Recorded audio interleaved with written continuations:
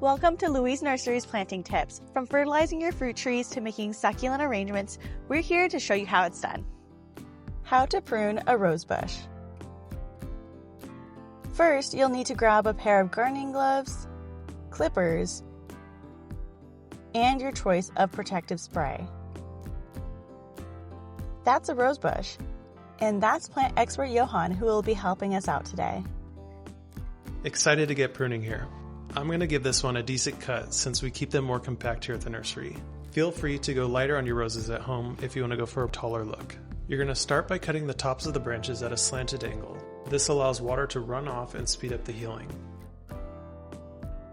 If you're going for a more compact shape, you'll want to keep the branches about the length of your shears.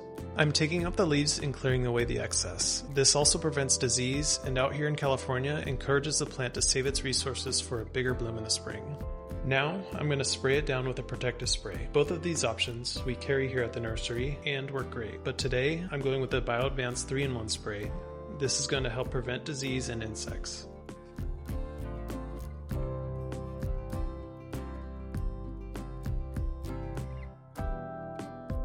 And there you have it, a rosebush pruned for the winter and ready for spring.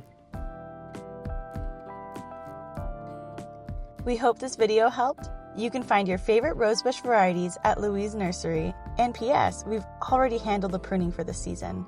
Happy planting!